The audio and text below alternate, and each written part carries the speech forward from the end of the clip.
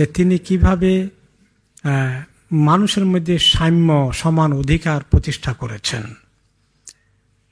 এমনকি নিজের সন্তানকেও কোনো একটি অপরাধের কারণে মিশরের গভর্নর কম শাস্তি দিয়েছিলেন, সেটা তিনি জানতে পেরে তিনি খুবই অসন্তুষ্ট হয়েছেন এবং তাকে কড়াভাবে প্রতিবাদ করেছেন এবং পরিপূর্ণ শাস্তির জন্য তিনি নির্দেশ দিয়েছেন।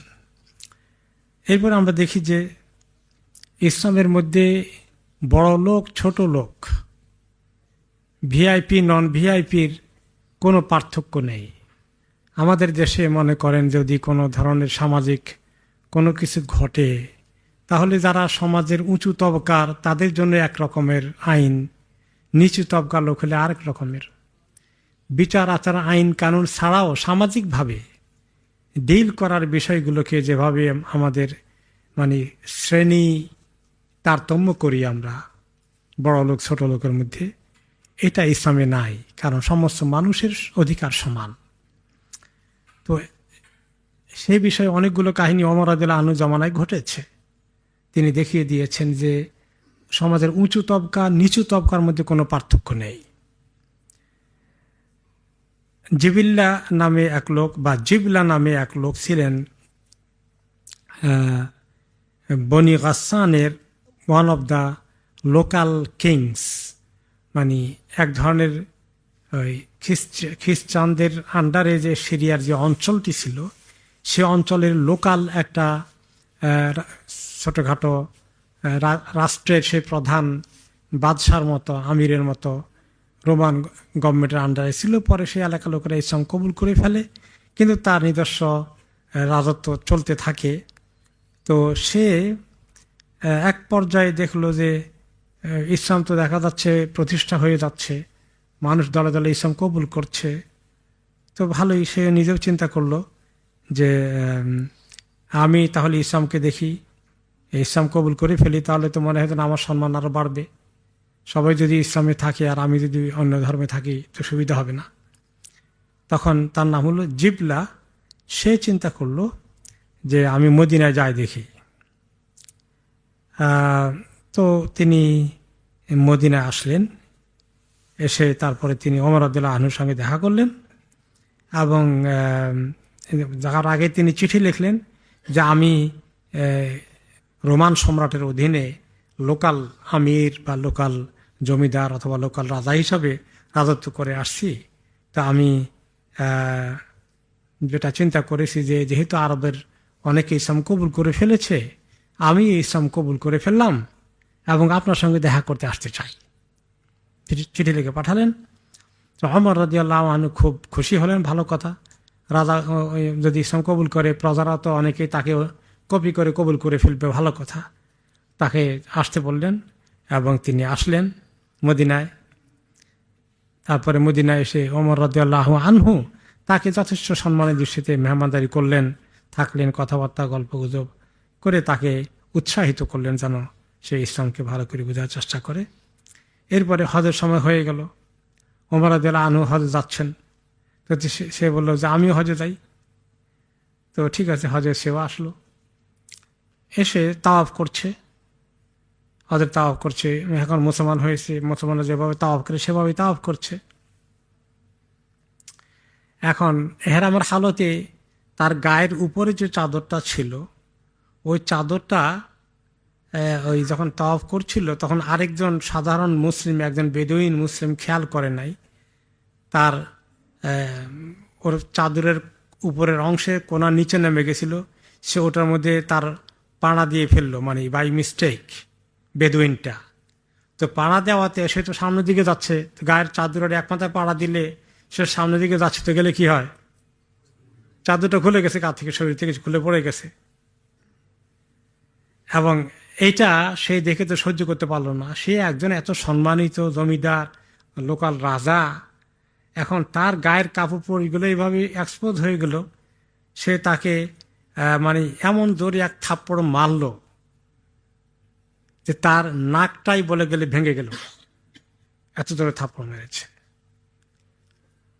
তো বেদুইন ফুজারা কবিলার ফুজারি দৌড়ে ওমর রাদিয়াল্লাহু আনহুর কাছে গেলেন, গিয়ে বললেন যে আমার এই তাওয়াফের হালতে এই ঘটনা হয়েছে, আমাকে এইভাবে থাপ্পড় মেরে দেখেন আমার নাক একদম ভেঙে গেছে। তিনি তাকে কল করলেন, জিবরিলকে কল করলেন, কি হয়েছে এদিকে আসো দেখি, বলো দেখি কি হলো, কিভাবে তুমি তার এভাবে এমনভাবে তাকে মারলে তাওয়াফের হালতে যে তার নাকটা পর্যন্ত ভেঙে গেল। তো সে বলে কি যে তারে তো আমি অনেক দয়া করছি, সে কি কাজটা করেছে, যদি এই মসজিদে হারামের ভিতরে না হতো তাহলে তার চোখ দুটাই আমি উঠে আজকে খুলে ফেলতাম, তার প্রতি তো আমি অনেক দয়া করছি। ওমর রাদিয়াল্লাহু আনহু বললেন যে তুমি তো স্বীকার করে ফেলেছ ক্রাইম যে করেছ। এখন ইসলামের আইনের বিধানে তুমি হয় তাকে এর দিয়ত বা এর ক্ষতিপূরণ দিয়ে তাকে খুশি করবে যে তাকে যে তুমি কষ্ট দিয়েছ সেটা করবে, অথবা না হলে তোমার থেকে কেসাস আদায় করা হবে, তোমার নাককে এভাবে ভেঙে দেওয়া হবে। এটা ইসলামের শাস্তি। তাকে যদি খুশি করো তুমি যে তোমার এর পরিবর্তে তুমি তাকে এতগুলো টাকা পয়সা দিলে, সে খুশি হয়ে গেল চলে গেল, তাহলে বেঁচে গেলে তোমার নাক নিয়ে তুমি নাক জাগা মতো থাকলো। আর তা যদি না করো তাহলে কিন্তু খবর আছে, ইসলামের কেসাস আমি কায়েম করব, যে কাজ করেছে সেই কাজ তাকে করানো হবে, তাই না? এটা তো কেসাস। হাত ভেঙে দিয়েছে তোমার হাত ভেঙে দেওয়া হবে, দাঁত ভেঙে দিয়েছে তোমার কয়টা, সে কটা তোমার দাঁত ভেঙে ফেলে দেওয়া হবে। এটা ইসলামের শরীয়তের কেসাসের নিয়ম। অথবা সেখানে আরেকটা ইসলামী শরীয়ত অ্যালাউ করেছে যে সে যদি এর ক্ষতিপূরণ হিসেবে শরীয়তে যেটা নির্ধারণ করা আছে সেই পরিমাণ কম্পেনসেশন দেয় অর্থনৈতিকভাবে, তাকে সেটা আদায় করে, এটা শরীয়তে অ্যালাউ করেছে। তাহলে আর তার নাক ভাঙ্গা হবে না, দাঁত ভাঙ্গা হবে না। কেসাসের পরিবর্তে ক্ষতিপূরণ হিসাবে নেওয়ার সিস্টেমও শরীয়তে আছে। তুমি দুইটার একটা করে তার সঙ্গে কম্প্রোমাইজ করো। তুমি যদি তাকে ক্ষতিপূরণ দিয়ে সারতে পারো, তোমার নাক ভাঙ্গার দরকার নেই। না করতে হলে যদি ক্ষতিপূরণ না দাও তাহলে কিন্তু শরীয়তের বিধান কেসাস কার্যকরী হবে। এটা শুনে তো সে তো নিউ মুসলিম, আর এত বড় জমিদার লোকাল রাজা বলে কি আমার নাক ভাঙবে, আমি অথবা আমি নাকে দর্শক দিয়ে তারে আমি ক্ষতিপূরণ দিব। আমি হলাম কত বড় ভিআইপি, আর সে হলো একটা সাধারণ বেদুইন রাস্তার একটা মানুষ, আমাকে এত অপমান সহ্য করতে হবে? তো সে বলল কাইফা যালিকা ওয়া হুয়া সুকা ওয়া আনা মালিক, এটা কি করে বললেন আপনি? সে একটা সাধারণ বেদুইন মানুষ আর আমি হলাম একজন লোকাল রাজা। তো এই দুজনের মধ্যে এইভাবে কোনোদিন কি সমতা হতে পারে?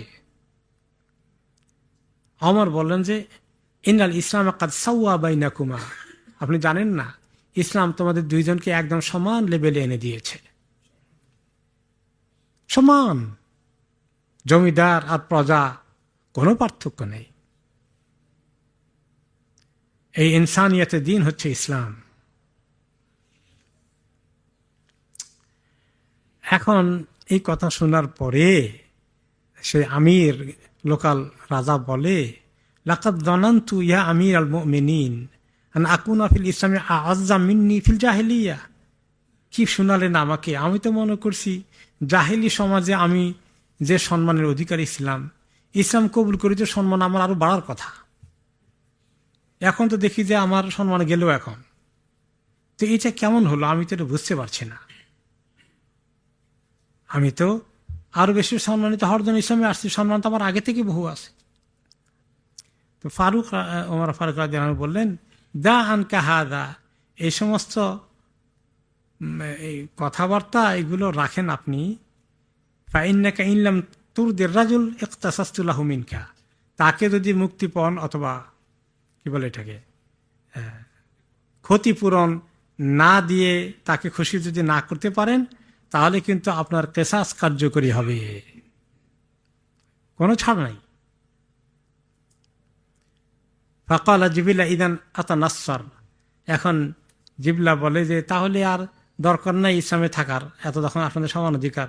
আমি যে আগে খ্রিস্টান ছিলাম, খ্রিস্টানই আবার হয়ে যাই, আমি তার ইসলাম ছেড়ে দেব। فقال عمر إذا تنصرت ضربت عنقك لأنك أسلمت فإن ارتدت قتلتك। তো তুমি যদি ইসলাম ছেড়ে দিয়ে খ্রিস্টান আবার হয়ে যাও তাহলে তুমি মোরতাদ হয়ে গেলে, আর মোরতাদের শাস্তি ইসলামে কি জানো? মৃত্যুদণ্ড। এখন বুঝে দেখো কোনটা করবা। এটা আরো বড় মুসিবতের খবর। এখন সে দেখলো যে জিবলা দেখলো যে সর্বনাশ, অবস্থা তো মোটেই ভালো না। তো এখন কোনো তর্ক বিতর্ক, আমার সেই ভিআইপি পজিশন ক্লেম করে চলার কোনো সুযোগ নাই। তো এখন সে বুদ্ধি করলো, আচ্ছা তো আমাকে একটু আজকে রাত্রে সময়টা পর্যন্ত দেন, আমি সময় চিন্তা করি কোনটা করলে আমার ভালো হবে, আমি একটা সিদ্ধান্তের দিকে আসি, আপনাকে কালকে সকালে জানাবো। তোমার তার মধ্যে ঠিক আছে, যা সময় দিলাম। এখন সে চিন্তা করলো রাতে যে সুবিধা তো মোটেই হবে না দেখা যাচ্ছে, তখন সে সিদ্ধান্তে পৌঁছে গেল যে পালিয়ে যাবে এখান থেকে। ওকে, তো ইসলাম ছেড়ে দিয়ে রাতের অন্ধকারে সে একদম ওই রোমান সম্রাটের যেটা ওই যে অঞ্চলে এখনো দখল হয়নি মুসলমানদের, সেটা ছেড়ে একেবারে কনস্টান্টিনোপল ইস্তাম্বুলে চলে গেল, যেখানে রোমান সম্রাট আছে, ওইখানে সেফটির জন্য চলে গেল, ইসলাম টিসলাম সব ছেড়ে দিয়ে চলে গেল। তো আর তো সেফ আমরা দিলে তো আর কিছু তাকে কার্যকরী করতে পারলে না। কিন্তু পরবর্তী পর্যায়ে খবর পাওয়া গেছে যে সে কোনো এক সময় এটা যেন খুব রিগ্রেট করেছে, কিন্তু ইসলামে পরে ফেরত আসছে কিনা আবার নতুন করে এটা আর জানা যায় নাই, কিন্তু সে রিগ্রেট করেছে বলে বিভিন্ন সূত্রে খবর পাওয়া গিয়েছিল। তো মেইন কথা হলো যে এখানে যে দুনিয়াতে সমান অধিকার মানুষ অনেক কিছুতেই দাবি করে বসে থাকে, কিন্তু আসলে সমান অধিকার মানুষের মর্যাদার অধিকার, ওয়ালাকাদ কাররামনা বনি আদম, সমস্ত মানুষকে বনি আদমের সম্মানে সমভাবে সম্মানিত করা হয়েছে। এটা পৃথিবীতে আর কোনো আদর্শ আর কোনো ধর্ম কি দিতে পারবে? কখনো নয়। হিন্দু ধর্মে সবচেয়ে সেরা শ্রেণী কোনটা? ব্রাহ্মণ। তারপরেরটা হলো শাসক গোষ্ঠী, তারপরেরটা হলো মানে যে তারা ক্ষত্রিয়, তারপরে কি বৈশ্য একটা আছে না, বৈশ্য হলো বোধহয় ইয়েটা থার্ডটা, মানে ব্রাহ্মণরা হলো সবার উপরে, তারপরে হলো ক্ষত্রিয়, তাই না?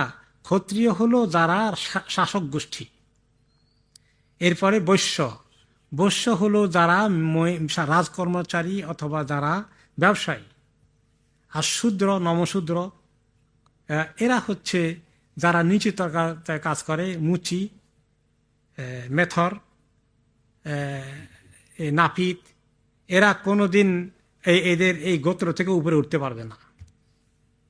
তো এইভাবে করে বিভিন্ন ধর্ম ছাড়াও এই যে কমিউনিজম দুনিয়াতে কেমন সৃষ্টি করলো বহু দেশে, কত কিছু সমান অধিকার দিয়ে। আসলে কি সমান অধিকার আছে? কমিউনিজমের মধ্যে যারা লিডার, উপর তাওকা, যারা পলিট ব্যুরো সদস্য, সব তাদের সুযোগ সুবিধা তাদের, বাকিরা সব শ্রমিকের মতো কাজ করবে। তো একমাত্র ইসলামই ছিল এই সাম্যতার বিধান, যে সেখানে ছোট বড়ের মধ্যে কোনো তারতম্য নেই। ওমর রাদিয়াল্লাহু তাআলা আনহু সেই ইসলামকে তার জমানায় তিনি চেষ্টা করেছেন, কারণ তাই তিনি তো অনেক লম্বা সময় পেয়েছেন, আরও দেশের বিজয় হয়েছে। এমনকি আবু বকর রাদিয়াল্লাহু আনহুর সময় যতটুকুন বিজয় হয়েছে ততটুকুন আবু বকর রাদিয়াল্লাহু আনহু নিজে দেখেও যেতে পারেননি, ওনার ইন্তেকাল হয়ে গেল। তাহলে উনি প্রায় 10-12 বছর যে ক্ষমতা ছিলেন, এর ভিতরে তিনি সকল জায়গায় যতটুকুন ইসলামী রাষ্ট্রের সীমা পৌঁছে গিয়েছে ততটুকুনের মধ্যে দুনিয়ার মধ্যে তিনি ইসলামের এই সাম্যতা বিধান কায়েম করে দেখিয়েছেন। এরপরে আমরা যাই যে খোলাফায়ে রাশিদিনের সবাই দুনিয়ার মধ্যে ওনারা যে স্বর্ণযুগ, যে সুন্দর মডেল পৃথিবীতে মডেল রাষ্ট্র কায়েম করে গেছেন, সেই মডেল রাষ্ট্রের তুলনায় পৃথিবীতে এই পর্যন্ত আর কোনো মডেল রাষ্ট্র পাওয়া যাবে না, হয় নাই, কখনো হয়নি। এমনকি মুসলমানদের মধ্যেও কিছু অবনতি হয়েছে উমাইয়া জামানায়, আব্বাসীয় জামানায়, পরবর্তী পর্যায়ে যেহেতু খেলাফা রাশেদা তরিকায় তারা চলে নাই, কোনো কোনো ক্ষেত্রে কম্প্রোমাইজ করে ফেলেছে। তো এটাই ছিল এখনো পর্যন্ত মানব জাতির কাছে খোলাফা রাশেদার একটা সুন্দর মডেল আছে। যদি কোনোদিন কোনো জায়গায় ইসলাম কোনোদিন কায়েম হয় জাতীয় পর্যায়ে, তখন কিন্তু এগুলোকে আমল করার হয়তো একটা মডেল হতে পারে, কিন্তু এই পর্যন্ত এর বিকল্প এখনো কোথাও কোনো জায়গায় পাওয়া যায়নি। এরপরে আমরা দেখি যে ইসলাম প্রচার হয়েছে, খোলাফা রাশিদিনের জমানায় ব্যাপক প্রচার হয়েছে, যুদ্ধের কারণে দেশের বিজয় হয়েছে, কিন্তু কোনো জায়গায় তারা জবরদস্তি কাউকে ইসলামে প্রবেশ করাননি। ইসলামে জোর করে কাকে ধর্মান্তরিত করার বিধান আছে? কারণ কোরআনে পাকে আল্লাহ তাআলা কি বলেছেন?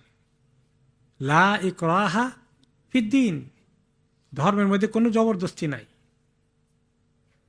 কাদ তাবায়্যানা রুশদু মিনাল গায়্য, আল্লাহ তাআলার পক্ষ থেকে নবী রাসূলগণকে দিয়ে তিনি পাঠিয়ে কোনটা সত্য পথ এটাকে এবং কোনটা অন্ধকারের পথ এগুলো আল্লাহ তাআলা দেখিয়ে দিয়েছেন। নবীদেরকে আল্লাহ তাআলা জবরদস্তি ইসলাম কবুল করার জন্য কোনো অ্যালাউ করেননি, করা যাবে না। তো কাজেই এই যে ইসলাম এটা কবুল এই সুযোগ নাই। এখন মনে করেন কোনো কোনো দেশে যারা হিন্দু রাজত্ব কায়েম করেছে তারা মুসলমানদেরকে জবরদস্তি হিন্দুত্ব গ্রহণ করার জন্য মানে তাদের উপরে প্রেশার চালাচ্ছে। এগুলো আপনারা দেখতে পাচ্ছেন, মিডিয়ায় অনেক আসতেছে, কিন্তু ইসলাম কোনোদিন এটা অ্যালাউ করে না। এই ইসলামী ধর্মে এটা আল্লাহ তাআলা নিষেধ করেছেন, এটা কোনো সুযোগই নাই। তো একদিন মদিনায় দেখলেন ওমর রাদিয়াল্লাহু আনহু হাঁটা চলা অবস্থায় যে তিনি একজন মহিলা আসছিলেন ওনার কাছে, বুড়ো মহিলা, বেশ বুড়ো মহিলা, এবং সে মহিলাটা খ্রিস্টান মহিলা, কিছু সাহায্যের জন্য আসছেন। তখন তিনি বললেন, আসলেমি তাসলেমি, তো এত কষ্ট করতেছেন আর আপনার বয়সও হয়ে গেছে, দুনিয়া থেকে চলে যাবেন, তো যদি ইসলামটা কবুল করে ফেলতেন তাহলে তো আল্লাহর কাছে বিরাট নিরাপত্তা হয়ে যেত আপনার। জাস্ট ইসলাম দাওয়াত দিলেন আর কি। বললেন, ইন্নাল্লাহ বাআসা মুহাম্মাদান বিল হক, আল্লাহ তাআলা মুহাম্মদ সাল্লাল্লাহু আলাইহি ওয়াসাল্লামকে হক নবুয়ত দিয়ে পাঠিয়েছেন, যেভাবে ঈসা মুসা আলাইহিস সালামকে পাঠিয়েছেন, বুঝালেন, কিছু দিনে দাওয়াত দিলেন। ফাকালাত আনা আজুজুন কাবীরা ওয়াল মাউতু ইলাইয়া আকরাব, বললেন যে আমাকে আর এটার জন্য চাপাচাপি করেন না, আমি বুড়ো হয়ে গেছি, কোন দিন মরে যাই চট করে, বাপ দাদার দিনের উপরে মরি, থাকার সবাই খ্রিস্টান ছিল, আমি সেভাবেই মরি।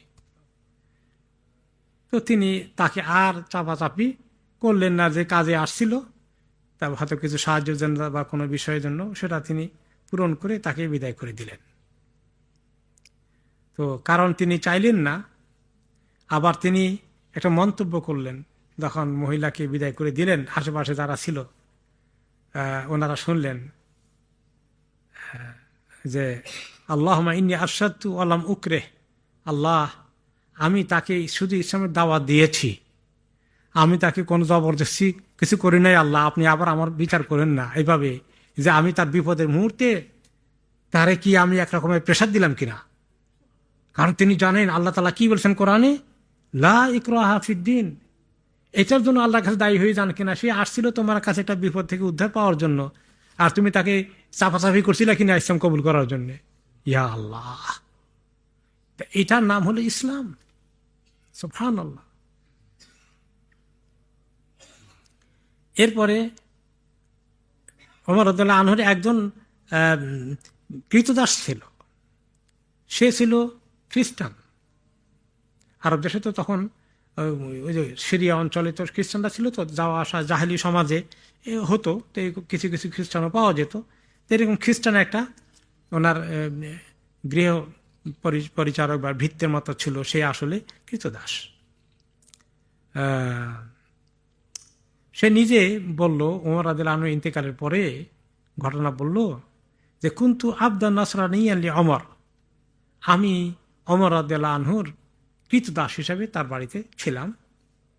তো তিনি আমাকে দাওয়াত দিলেন, ফাকালা আসলিম হাত্তা নাস্তাইনা বিকা আলা বাদি উমুরুল মুসলিমিন, তুমি তো আমার কৃতদাস হিসাবে আসো, তুমি তো খ্রিস্টান, তবে তুমি তো ইসলাম কবুল করতে ভালো হতো তোমার জন্য, আর আমিও তোমাকে মানে মুসলমানদের আমার ঘরের লোক হিসাবে কিছু কাজ লাগাইতে পারতাম, তোমাকে দিয়ে কিছু কাজ করাতে পারতাম, যেগুলো শুধু মুসলমানকে দিয়েই করাইতে হয়, অন্য কোনো ধর্মের লোক হলে করানো যায় না। এরকম কিছু দায়িত্ব তোমাকে দিতে পারতাম।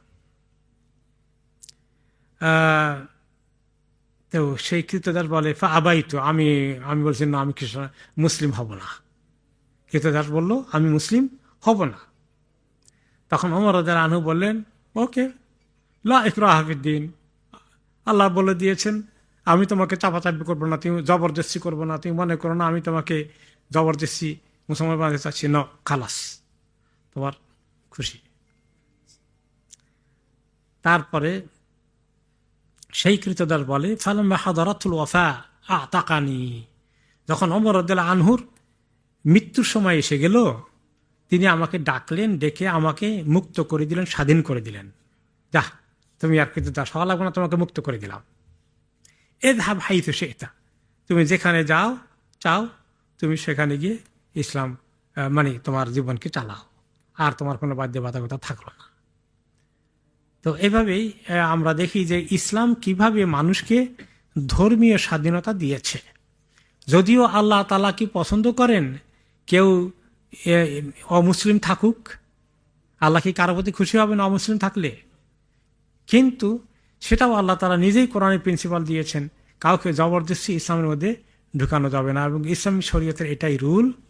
এবং এই জন্যই কোনো জায়গাতেই কোনো মুসলমান কখনোই কাকে জবরদস্তি ইসলামের মধ্যে নিয়ে আসেনি।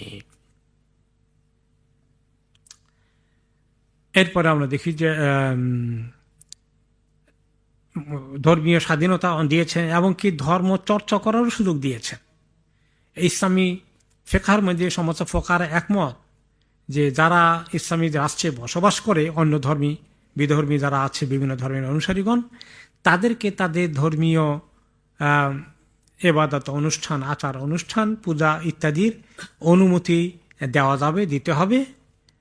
এবং তাদেরকে এটা তারা খুব অতিরিক্ত মানে প্রচার এবং জোরে সোরে খুব করে করবে, এগুলো না করে তাদের নিজস্ব গণ্ডিতে তারা ধর্মীয় আচার অনুষ্ঠান করবে। এই ক্ষেত্রে ইসলাম যুগে যুগে পারমিশন দিয়ে এসেছে।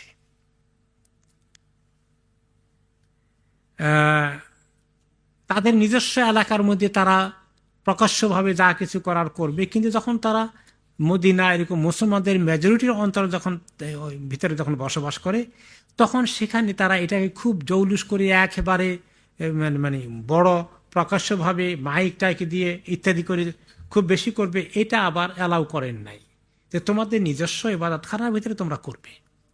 আজকে যদি আপনি অনেক মুসলিম দেশে, আমাদের দেশ সহকারে দেখেন, তো সেখানে তো তারা প্রত্যেক মুসলিম দেশে গির্জা আছে, যেখানে যেখানে খ্রিস্টান আছে, হিন্দুদের এখানে মন্দির রয়েছে, সেখানে তারা আমাদের দেশে যুগ যুগ ধরে তারা এইভাবে সেই 1947 থেকে তারা করে আসছে। কিন্তু মাঝখানে দেখা গেল যে এটাকে আবার অনেক জোরে সোরে মুসলমানদের মসজিদের কাছে গিয়ে ইসকন ওয়ালারা কি করলো মনে আছে? এটা কি করা অ্যালাউড আছে? না। তোমরা তোমাদের সংখ্যা অনুযায়ী তোমাদের এলাকার মধ্যে তোমরা ধর্মীয় চর্চা করো।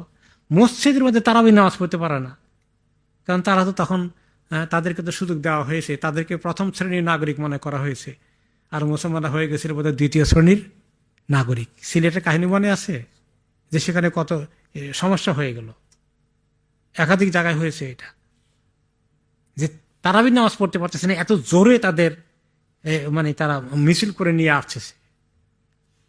এইটা অত্যন্ত বড় ধরনের জঘন্য অন্যায়, যারা ইসলামকে অপছন্দ করে আর সমস্ত ধর্মকে তারা ইসলামের উপরে চড়িয়ে দিতে চায়। ইসলাম মাঝামাঝি অবস্থানে যে তাদের ধর্মীয় লেভেলে তারা পালন করবে নিজস্ব এলাকার মধ্যে, গোটা যেখানে গোটা জাতি মুসলিম, সেখানে গিয়ে তাদেরটা আবার তারা ওখানে এক্সারসাইজ করবে, ওখানে তারা এটা আবার শো ডাউন করবে, ওখানে এটার মহড়া দিবে। এটা তো জঘন্য অন্যায় কথা। এখন যারা তাদেরকে খুশি করে নিজের দুনিয়া ঠিক করতে চায়, তাদের এইগুলো হলো কাণ্ড।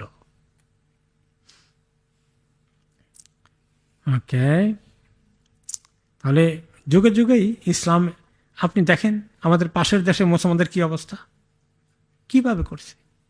আর এই ভিডিওতে মাঝে মধ্যে অনেক কিছু অনলাইনে চলে আসে, বাচ্চাদেরকে পিটাচ্ছে, পিটা কথা, আল্লাহ বলছে, আল্লাহ বলিস কেন, কি বলে তাদের ওই সে মূর্তির কথা, সেটার কথা বল, হ্যাঁ রাম রাম বল, মারতেছে ও আল্লাহ করে ব্যথা পাইছে, রাম ক। তারা আসছে মানে আরেক দেশের মুসলমানদের দেশের উপরে গিয়ে তাদের মাসুল দেখাইছে। সব গাদ্দার আমাদের মুসলমানদের মধ্যে কিভাবে তৈরি হয়েছে দেখেন আপনারা।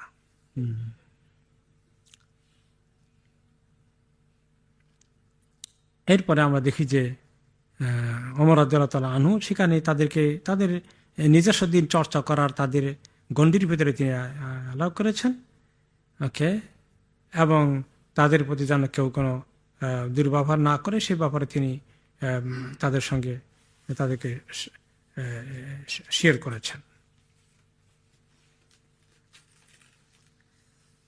ওকে, এবার আমরা দেখি যে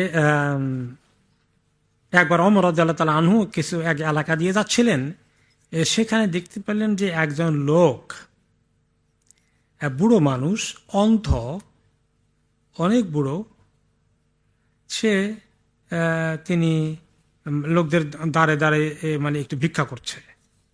তিনি তাকে দেখলেন, পিছন দিক থেকে তার কাঁধে বা সেনার মধ্যে আপনার করে হাত রাখলেন, এটা বললেন যে তুমি কোন মিন আইয়ে আহলেল কিতাবে আনতা, তো মনে তো হয় মুসলিম না আহলে কিতাব, বলে কোন আহলে কিতাব, খ্রিস্টান না ইহুদি?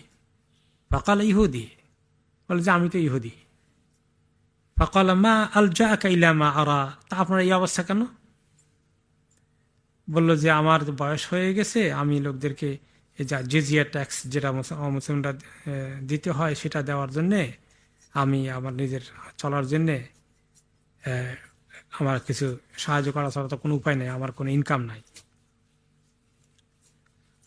তারপরে ওমর রাদিয়াল্লাহু তাআলা তাকে নিয়ে গেলেন তার বাড়িতে এবং সেখানে গিয়ে তাকে তিনি কিছু টাকা পয়সা দিলেন এবং তার ঘরটাকে ঠিক করে দিলেন এবং বললেন যে এই জাতীয় লোকদের কাছ থেকে কোনো ধরনের কর আদায় করা ঠিক হবে না, তাদেরকে ফ্রি করে দাও। এভাবে ওমর রাদিয়াল্লাহু তাআলা ইসলামের ধর্মীয় স্বাধীনতার আল্লাহ তাআলা যে বিধান দিয়েছেন সেটাকে কার্যকরী করেছেন। অবশ্য পরবর্তী পর্যায়ে ওমর রাদিয়াল্লাহু তাআলা আনহু যে কাজ করেছেন,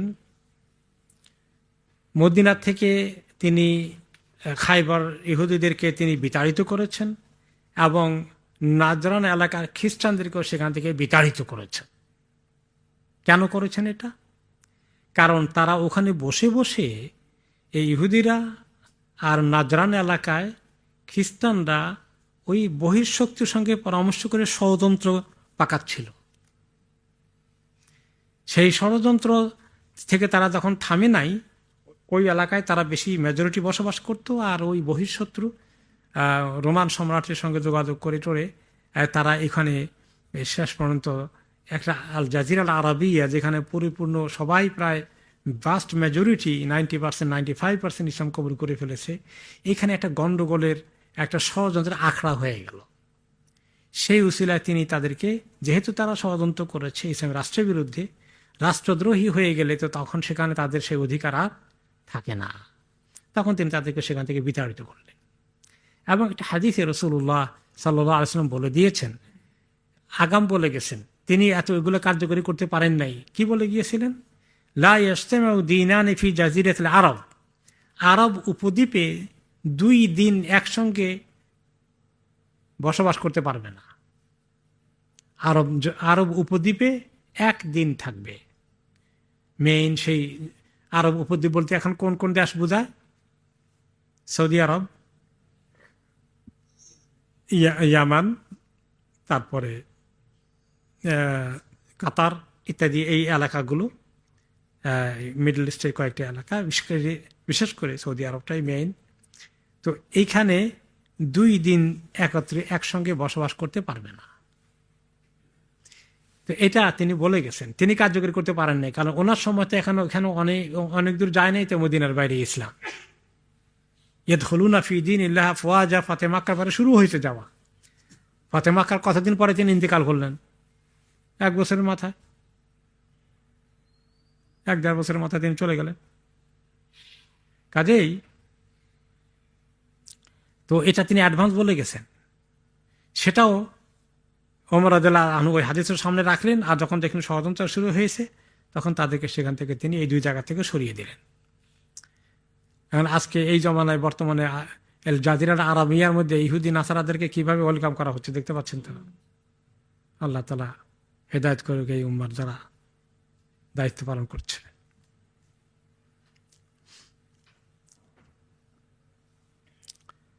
এরপরে আব্দুল্লাহ ইবনে ওমর রাদিয়াল্লাহু তাআলা আনহু বলেন যে ওমর রাদিয়াল্লাহু তাআলা আনহু খুতবা দিচ্ছিলেন।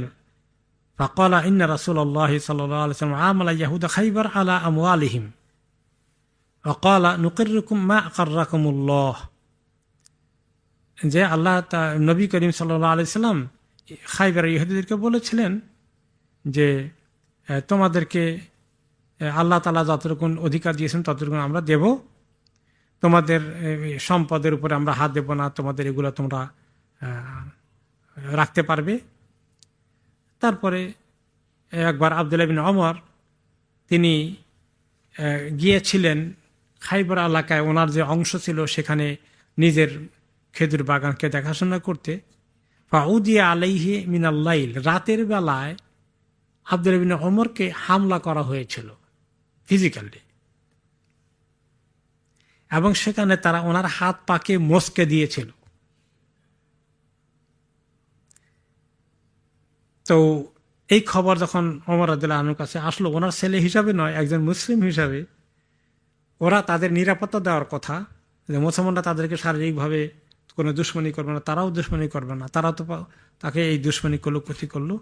তখন তিনি তাদেরকে ডাকলেন যে তোমরা যে রাতের অন্ধকারে এই কাজ করেছ, এইখানে তোমরা ছাড়া তো এখানে আমাদের কোনো দুশ্মন বসবাস করে না, তোমরা অস্বীকার হতে পারবে না, তোমরা এটা করোনি।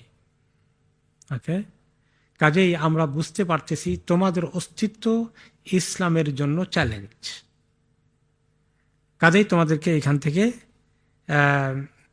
আমরা তোমাদেরকে এই দেশ ছেড়ে চলে যেতে বলবো, কারণ জাজিরা আরবিয়া 2 দিন একসঙ্গে এখানে চলবে না। তখন যখন তাদেরকে সিদ্ধান্ত পাঠিয়ে দিলেন,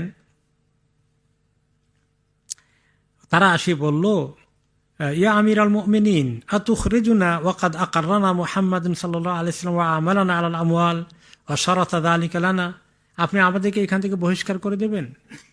আপনার নবী মুহাম্মদ সাল্লাল্লাহু আলাইহি ওয়াসাল্লাম তো আমাদেরকে একটা কতগুলো কন্ডিশনের বিনিময়ে আমাদেরকে তিনি এখানে থাকার অনুমতি দিয়েছেন, আপনি তার এই বিধানকে লঙ্ঘন করে আমাদেরকে বের করে দেবেন? ওকে, তখন তিনি বললেন, আজানান তাআনি নাসিতু ক্বালা রাসূলুল্লাহ সাল্লাল্লাহু আলাইহি ওয়াসাল্লাম, তুমি কি মনে করছো আমি নবী করিম সাল্লাল্লাহু আলাইহি ওয়াসাল্লামের কথাগুলো কি মনে রাখেন, এই ভুলে গেছি? ওনার আরো কথা তো আছে, জানো তোমরা, সেটা কি? যে আমাকে লক্ষ্য করে রাসূলুল্লাহ সাল্লাল্লাহু আলাইহি ওয়াসাল্লাম একদিন বলেছিলেন, কাইফা বিকা ইযা আখরাজতা মিন খাইবার তাউদু বিকা কুলুসাক, ওকে, লাইলাতান বাদা লাইলাতিন, যে সেদিনটা কেমন হবে ওমর, যেদিন তুমি বের করে দিবে খাইবার থেকে, রাতের অন্ধকারে তাদেরকে চলে যেতে বলবে, সেদিনটা কেমন হবে? তিনি আমাকে সেখানে ইঙ্গিত দিয়ে গেছেন। তো বলেন যে তারাও সে জবাব দিল, এই হাদিসে উনি যে মিথ্যা কথা বলতেছেন এটা তো বলতে পারে না, কারণ ওমর রাদিয়াল্লাহু তাআলা আনহু নবী করিম সাল্লাল্লাহু আলাইহি সাল্লাম ওনাকে মিথ্যা কোনো কথা রেফারেন্স করবেন এটা তো বিশ্বাস করা যাবে না। এই কথার মধ্যে নবী করিম সাল্লাল্লাহু আলাইহি সাল্লাম ইঙ্গিত দিয়ে গেছেন। ওনার সময় তো আর বেশি ছিল না, যখন আবু বকর রাদিয়াল্লাহু আনহু পরে ওমর রাদিয়াল্লাহু আনহু আসবেন, মুসলমানদের যখন এই শক্তি হবে, এই জাজিরা আরাবিয়াকে মুক্ত রাখতে হবে অমুসলিমদের উপস্থিতি থেকে, সেই জন্যই তিনি বলে গেছেন এই কথা যে তুমি তাদেরকে এইভাবে বিতাড়িত করে দেবে, এই কথা তিনি ওনাকে ইঙ্গিত দিয়ে গেছেন। তো বলে এটা শোনার পরে সেই রিডার চিন্তা করলো যে আপনি মিথ্যা বলতেছেন, এটা তো আর বলা যায় না, কারণ ওমর রাদিয়াল্লাহু আনহু জীবনে এখন মিথ্যা আর কখনো বলবেন না। তো বললেন যে হ্যাঁ উনি এটা বলছেন, তবে কানা যালিকা হাজিলা মিন আবিল কাসিম, আবুল কাসেম বলতে কাকে বুঝিয়েছে? রসুল্লাহ সাল্লাহ আলসালামকে। যে আবুল কাসেম, তারা বলে না যে রসুল্লাহ সাল্লাহ আসলাম এটা বলছিলেন, বলে যে আবুল কাসেম কুনিয়ত ধরে ডাকে আরব লোকেরা। আবুল কাসেম এটা একটা যোগ করে বলছিলেন, মস্করা করছিলেন নাকি? ওইটাকে আপনি সিরিয়াসলি নিছেন নাকি? তিনি বলেন কাদাব ইয়া আদু আল্লাহ, হে আল্লাহর দুশমন, তুমি জেনে শুনে মিথ্যা কথা বলছ। আমার নবী, ওই আগে যে হাদিসটা আছে, লা ইয়াস্তামিউ দীনানি ফি জাজিরাতিল আরব, এই আরব উপদ্বীপে দুই দিনের সহাবস্থান হতে পারে না, এটা ইসলামেরই ভূমি। তবে তাদেরকে তিনি ওখান থেকে চলে গেলেন যে তোমাদের জায়গা জমি এবং যা কিছু সম্পদ এখানে রেখে যাবা, এগুলার সবগুলোর মূল্য আমাদেরকে দেব, তোমরা এখান থেকে চলে গিয়ে অন্য কোনো জায়গায় সেটেল হয়ে যাও। তখন তারা চলে গেল, আলহামদুলিল্লাহ। আর ওমর রাদিয়াল্লাহু তাআলা আনহু নবী করিম সাল্লাল্লাহু আলাইহি ওয়াসাল্লামের ওসিয়তকে কায়েম করলেন। ওটা ওনার ওসিয়ত ছিল ওনার প্রতি, যে তিনি জানতেন, আল্লাহ ওনাকে জানতে দিয়েছেন। আবু বকর রাদিয়াল্লাহু আনহু সময় পাবেন না, কিন্তু ওমর রাদিয়াল্লাহু আনহু সুযোগ হবে 10-12 বছর শাসন আমলে তিনি এই কাজকে সম্পূর্ণ করতে পারবেন। এটা ছিল যে কেন ইহুদিদেরকে খায়বার থেকে বহিষ্কার করলেন। আর নাজরানের যে খ্রিস্টানরা ছিল তাদেরকে কেন তিনি বহিষ্কার করেছিলেন, যে তারা নবী করিম সাল্লাল্লাহু আলাইহি ওয়াসাল্লামের সময় যে চুক্তি হয়েছিল সেই চুক্তিকে তারা রিনিউ করলো আবু বকর সিদ্দিক রাদিয়াল্লাহু আনহুর সময়, এবং সেখানে পরে ওমর রাদিয়াল্লাহু আনহু যখন আসলো তখন তারা সেই চুক্তি লঙ্ঘন করে ফেললো। লঙ্ঘন করার কারণে ওমর রাদিয়াল্লাহু আনহু তাদেরকে বিতাড়িত করে দিলেন নাজরান থেকে ইরাকের দিকে, তাদেরকে বলে দিলেন, তাদেরকে লিখে পাঠালেন যে তাদেরকে যেন এখান থেকে চলে যাবে শাম এবং ইরাক এলাকায়, তাদেরকে যে সমস্ত অনাবাদী জায়গা জমি আছে সেখানে তাদেরকে জায়গা করে থাকার ব্যবস্থা করে দেওয়া হোক। ওমর রাদিয়াল্লাহু তাআলা আনহু খ্রিস্টানদের থেকে ইসলামী রাষ্ট্রকে নিরাপদ মনে করেননি, তারা ষড়যন্ত্রের আখড়া বানিয়েছিল, এই কারণেই তিনি এই কাজ করেছিলেন। এবং তার সঙ্গে নবী করিম সাল্লাল্লাহু আলাইহি ওয়াসাল্লাম ওসিয়ত ওনার মাইন্ডে আছে, লা ইয়াস্তামিউ দীনানি ফি জাজিরাতিল আরব, আরব উপদ্বীপে দুই দিনের কোনো অস্তিত্ব থাকতে পারে না। এভাবে করেই রাসূলুল্লাহ সাল্লাল্লাহু আলাইহি ওয়াসাল্লাম চেয়েছিলেন এই আরব জাজিরা হবে ইসলামের বড় কেন্দ্র, মার্কাজ, এবং সেখান থেকে এই পরবর্তী পর্যায়ে এই উমাইয়া জামানায়, আব্বাসিয়া জামানায় পৃথিবীর অর্ধেক পৃথিবী, তারও বেশি স্পেন, আন্দালুসিয়া ইসলাম ছড়িয়ে পড়েছিল। এই জন্য ইসলামের মূল জায়গাটা সেফ অ্যান্ড সিকিউর থাকা দরকার, এই জন্যই নবী করিম সাল্লাল্লাহু আলাইহি ওয়াসাল্লাম তিনি এই স্বীকৃতি দিয়ে গেছেন। এরপরে আমরা দেখি যে মুসলিম সাম্রাজ্যের মধ্যে বা মুসলিম দেশের মধ্যে ওমর রাদিয়াল্লাহু তাআলা আনহু মানুষের জান মালের নিরাপত্তা, মানুষের বাড়িঘরের নিরাপত্তা, ব্যক্তিগত সম্পদের তাদের মাল ইত্যাদির নিরাপত্তাকে তিনি জরুরি মনে করেছেন, এবং এটা ইসলামের মধ্যে অত্যন্ত গুরুত্বপূর্ণ একটা প্রিন্সিপাল। ইসলামী রাষ্ট্রের প্রত্যেকটি নাগরিকের জান মালের নিরাপত্তা নিশ্চিত করতে হবে মুসলিম সরকারকে, সে চাই মুসলিম হোক আর অমুসলিম হোক। এবং কেউ যদি একজন মানুষকে হত্যা করে তাহলে সারা পৃথিবীর সমস্ত মানুষকে হত্যা করার মতো অপকর্ম ঘটে গেল। মান কাতালা নাফসান বিগাইরি নাফসিন আও ফাসাদিন ফিল আরদ ফাকান্নামা কাতালান নাসা জামিয়া। কোরআনের আয়াত সূরা আল মাইদার 32 নম্বর আয়াতে আল্লাহ তাআলা ইরশাদ করেন।